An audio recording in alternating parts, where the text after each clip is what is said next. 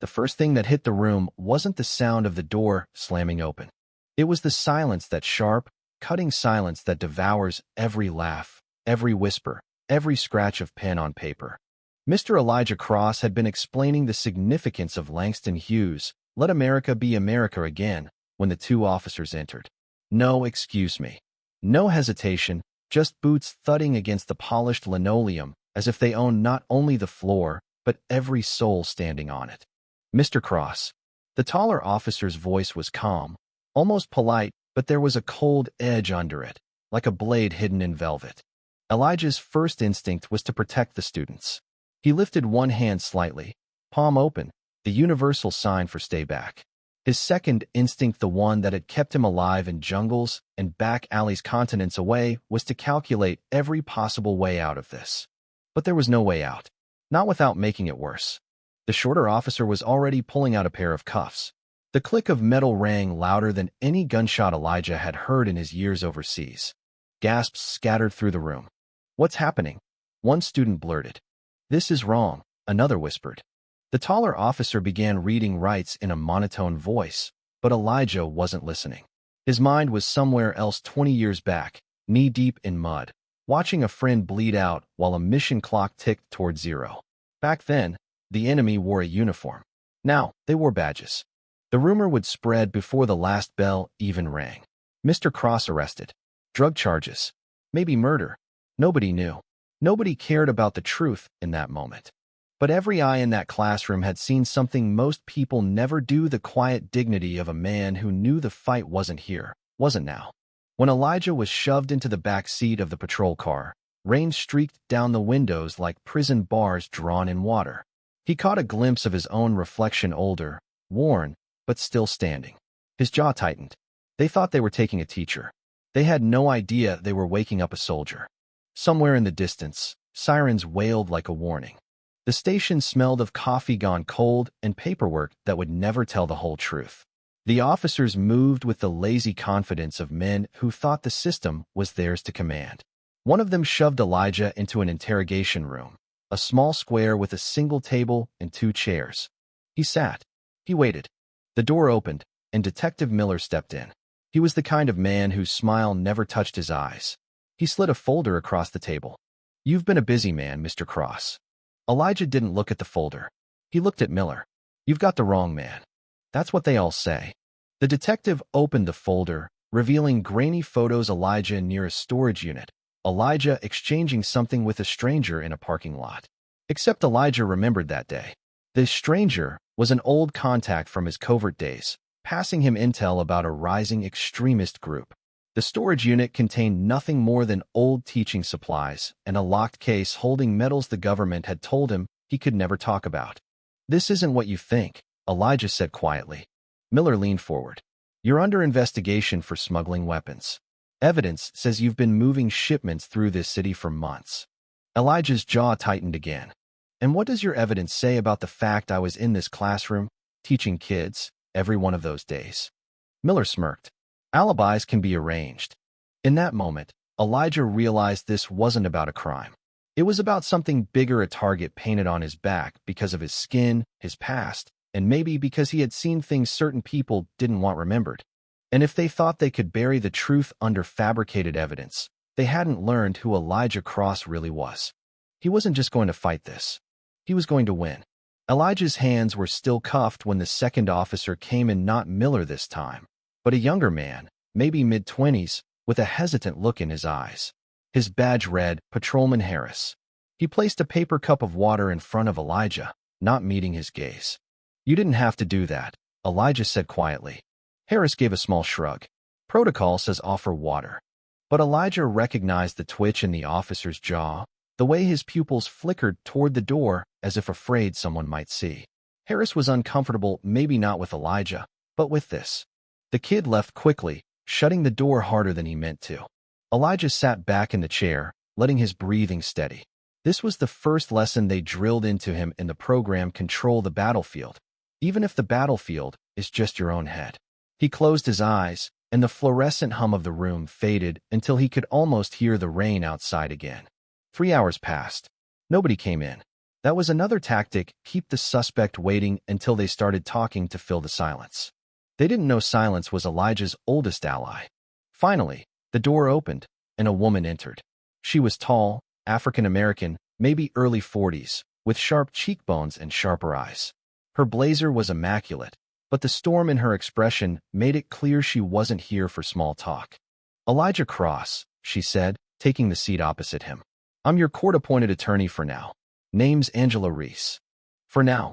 Elijah asked. She leaned in slightly. "Because if what I've heard about you is true, you won't need me long." He studied her. "And what have you heard?" "That you've been framed. That there's a certain detective with a reputation for cutting corners when the accused is a black man. That the DA's office has been getting pressure from someone above their pay grade to make an example out of you." Elijah's gaze didn't waver. And that you used to be something more than a teacher. Something that doesn't show up in your personnel file." She was testing him. He gave her nothing. Angela tapped the folder Miller had left. "I've seen this kind of setup before. Problem is, setups this clean usually mean someone with power is behind them." Which means, she lowered her voice, "we don't just fight this in court. We find out why they want you out of the way." Elijah remembered another face, one from a dusty back alley in Dakar, years ago. A warlord with eyes like polished obsidian had once told him, "You don't survive by asking why. You survive by finding out before anyone else knows you're looking." He looked back at Angela. "I'll need access to my phone. My contacts." She shook her head. "They'll never let you." "Then you get them to." Something in his tone made her pause. Then she gave the faintest of smiles.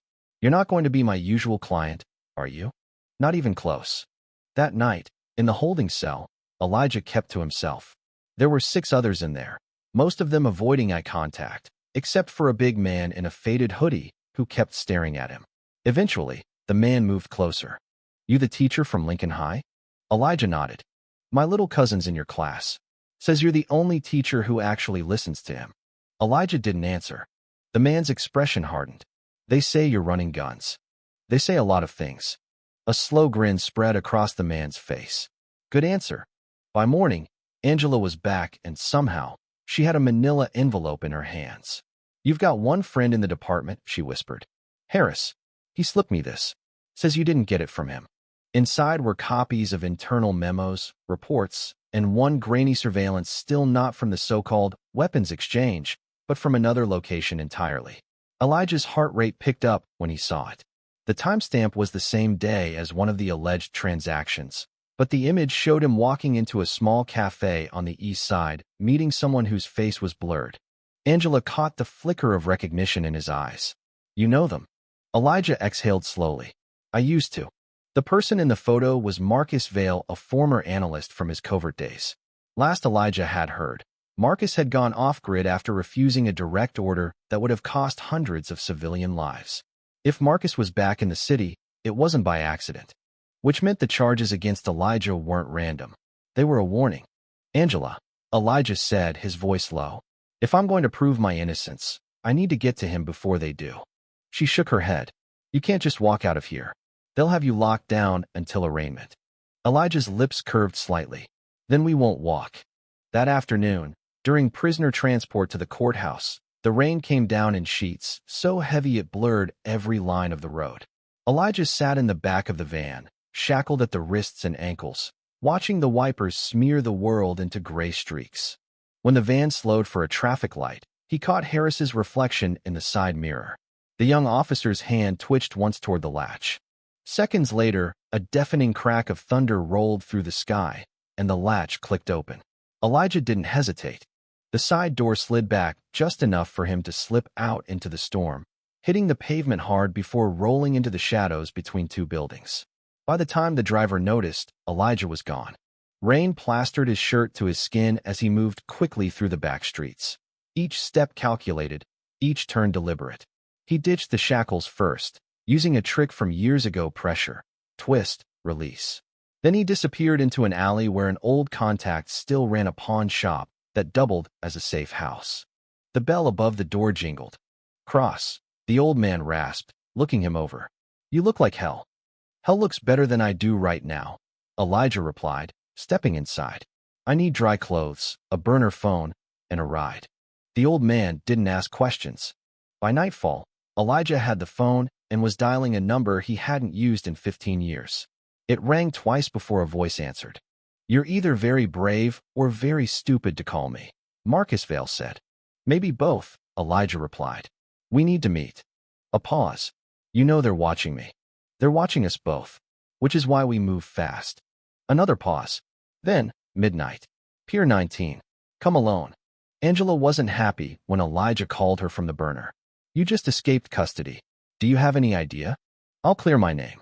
But first, I need what's in Marcus Vale's head. This isn't a spy movie, Cross. This is real life. They will kill you if you're not careful. They've been trying to kill me since before I became a teacher," he said, and hung up. The pier was quiet except for the slap of waves against wood. Marcus stood under a single flickering light, hands in his coat pockets, eyes scanning the dark. "You've aged," Marcus said as Elijah approached. "You haven't," Elijah replied. Marcus's smile didn't reach his eyes. "I hear you're the latest name on their list. They framed me. I need to know why." Marcus's voice dropped. "Because you taught the wrong kid." Elijah froze. "Come again." "There's a senator's son in your class. He's been talking about you at home. About what you teach about equality, history, truth. You've made an impression, Cross. But in the wrong household. That's dangerous." Elijah's stomach tightened. "They're destroying my life because I'm teaching the truth?" Marcus looked out at the water. "That's the polite version. The real version? They're afraid you'll inspire the wrong people to start asking the right questions. And the senator's tied to an arms deal they don't want anyone digging into. The same deal I've been tracking."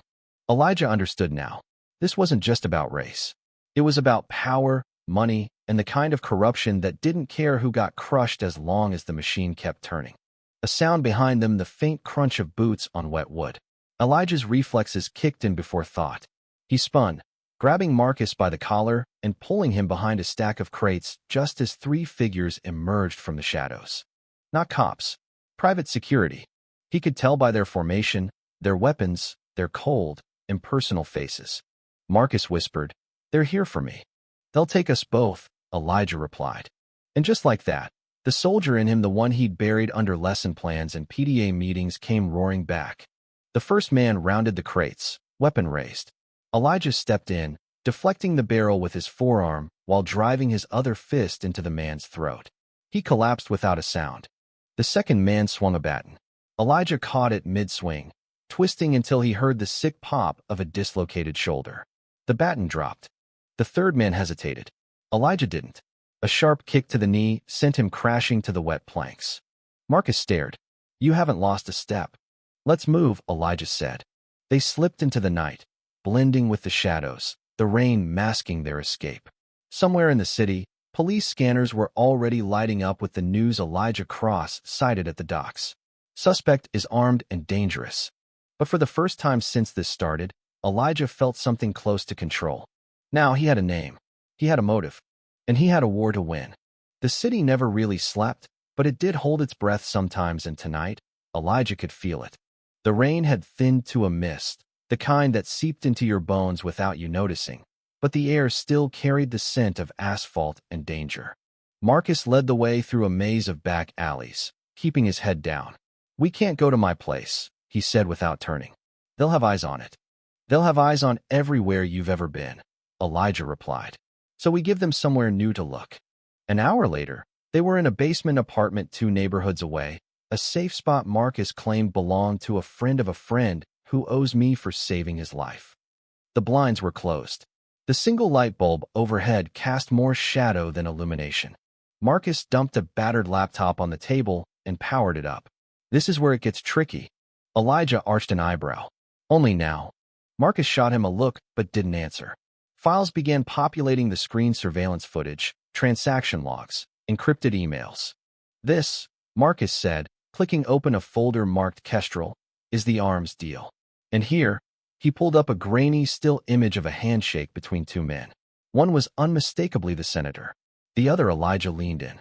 "That's Victor Sorin," Elijah said, his voice low. Marcus glanced at him. "You know him?" "I've worked against him. Former Russian intelligence. Runs a black market network now. If he's in bed with the senator, this isn't just about selling weapons. It's about creating leverage." Marcus nodded grimly.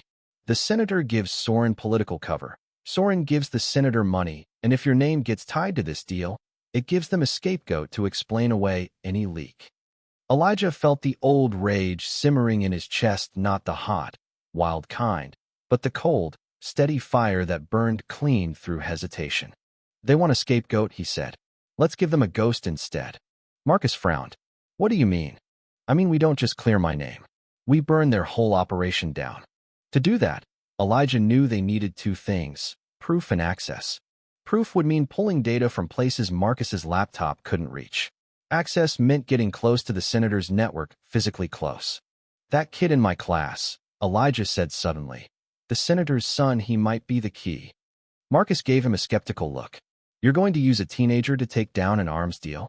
I'm going to use a teenager who's smarter than most adults I've met, Elijah replied. And I'm going to make sure he knows exactly why this matters. They made contact 2 days later. Elijah didn't dare show his face near the school, but he arranged for a note to be slipped to the boy through one of his most trusted students. The message was simple. If you want the truth, meet me where the city forgets to look. The meeting spot was an abandoned rail yard on the edge of town. Rusted tracks cut through weeds, and graffiti covered the walls like loud whispers. The boy showed up wearing a hoodie pulled low over his face. He looked nervous but defiant. Mr. Cross, he said, his voice almost a whisper. Elijah smiled faintly. Good to see you, Adam. You're on the news, Adam said. They're saying you're a criminal. They've been saying that about men who look like me for a long time, Elijah replied evenly. Doesn't make it true. Adam hesitated, then stepped closer. Why did you want to see me? Elijah didn't waste time. Your father is working with a man named Victor Soren. They're moving weapons through this city, and they're framing me to keep people from asking questions. I need proof, and I think you can get it. Adam's eyes widened. You want me to spy on my dad? I want you to save lives, Elijah said. You know what I taught in class? About standing up when you see something wrong. This is that moment. Adam didn't answer right away, but Elijah could see the war in his eyes. Finally, the boy nodded. What do you need? Elijah glanced at Marcus, who stepped forward with a small device no bigger than a flash drive. Plug this into your father's computer. It'll copy everything: emails, files, passwords. We'll handle the rest. Adam swallowed hard, but he took the device. If I get caught? You won't, Elijah interrupted, his voice calm but firm. And if you do, I'll make sure you're safe. 2 nights later, the data came through. Marcus stayed up until dawn combing through it, his fingers flying over the keys. When he finally leaned back, his eyes were blazing. This isn't just proof, he said. It's dynamite. Payment records, shipment schedules, coded communications between the senator and Soren. And he clicked one last file. The screen filled with a list of names: journalists, activists, community leaders. They're not just selling weapons, Marcus said grimly. They're building a hit list. Elijah felt the fire in his chest flare. This wasn't politics anymore. This was war. We leak this to the press, Marcus said. No, Elijah replied. We take it to someone they can't bribe, can't scare. And we do it face to face. Marcus stared. You have someone in mind? Elijah's lips curved. Yeah, but we're going to need to walk into the Lion's Den to get to her. The Lion's Den was a private gala at the Grand Ashton Hotel, a place where power wore silk and sipped champagne under crystal chandeliers. The guest list read like a who's who of the city's elite, including the senator himself. Elijah and Marcus went in disguised, Marcus in a waiter's uniform, Elijah in a tuxedo that fit just well enough to pass as legitimate. The plan was simple. Elijah would get to the senator's table, create a distraction, and Marcus would slip the data drive into the hands of Deputy District Attorney Clara Voss, a woman with a reputation for prosecuting corruption even when it meant making enemies. It started smoothly. Elijah mingled, keeping to the shadows, until he spotted the senator laughing with a circle of donors. He moved in, picking up a glass of champagne from a passing tray, and timed his approach perfectly. Senator, Elijah said, his voice carrying just enough for the group to hear. The man turned, and the smile froze on his face. You? Elijah cut him off with a polite, razor-edged smile. I just wanted to thank you for all the lessons you've taught me about the real world. Murmurs rippled through the circle. Cameras flashed, the wrong kind of cameras. The senator's jaw tightened. Security began moving in, but Elijah didn't care. He'd bought Marcus the window he needed. Marcus, meanwhile, slipped the drive into Voss's clutch bag as she turned from the dessert table. She didn't react, not outwardly, but Elijah knew from experience she'd look at it before the night was over. Within minutes, security had Elijah by the arms, escorting him toward the service exit. He didn't resist. He'd done his part. The next morning, the city woke to headlines that lit up every screen. Explosive evidence links senator to international arms trafficking. Hit list of local activists found in political scandal. The senator's face was everywhere, pale, sweating, denying everything while the FBI swarmed his estate. Angela Reese showed up at Elijah's safe house later that day, her smile wide. "You're a free man, Cross. Charges dropped. And Voss says you've made some very powerful enemies, but also some very grateful allies." Elijah nodded, but his expression stayed guarded. "Enemies have long memories." "Yeah," Angela said, her voice softening. "But so do the people you've helped." Elijah looked out the window, watching the rain start again, softer this time, almost cleansing. He wasn't naive enough to think the war was over. But for the first time in weeks, he could breathe. And somewhere, in a classroom that had been too quiet without him, his students would be learning more than literature today. They'd be learning what it looked like when a man refused to bow. For 3 days after the headlines broke, Elijah stayed inside. Not because he was afraid, but because he knew how cornered predators behaved. Marcus kept the blinds drawn and the locks checked twice. Angela came by with updates. The senator was under indictment. Victor Sorin had gone dark, and the FBI was asking quiet questions they didn't want in the papers. "Dark," Elijah said one night, "doesn't mean gone. It means planning." Marcus glanced up from his laptop. "You think he's going to come for you?" "I think he's going to come for what he thinks I took from him. And that means he's already moving." They didn't have to wait long for proof. On the fourth night, the power went out. Not just in the building, in the whole block. A rolling blackout would have taken other neighborhoods too, but this was surgical. Marcus swore under his breath. "They're here." Elijah moved to the window. The street below was empty, but the kind of empty that meant someone had cleared it. He turned to Marcus. "Out the back. Now." They slipped into the alley just as the first silenced shots cracked against the apartment door. The air was thick with the smell of rain on concrete, and somewhere nearby, a car engine idled. "Split," Elijah said. "We'll meet at the old rail yard." And Marcus, he gripped the man's shoulder. "If I don't show, you burn everything we've got on Sorin to every journalist in the city." Marcus hesitated but nodded. "Don't make me do it." Elijah moved like a shadow down the alley, letting the darkness swallow him.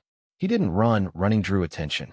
Instead, he drifted between pools of light, keeping the hum of the idling engine in his ears until he could place it. A black SUV. Windows tinted too dark for city code. Parked halfway down a side street, driver's side door cracked open. He approached from the blind angle, hugging the wall until he could see the man inside. Not Sorin, just a soldier, ex-military, by the haircut, the posture.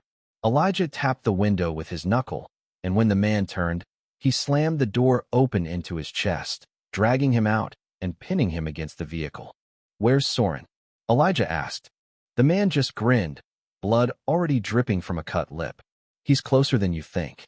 The first blow came from behind, a fist like a sledgehammer, catching Elijah in the ribs. He rolled with it, spinning into a low sweep that took the attacker's legs out.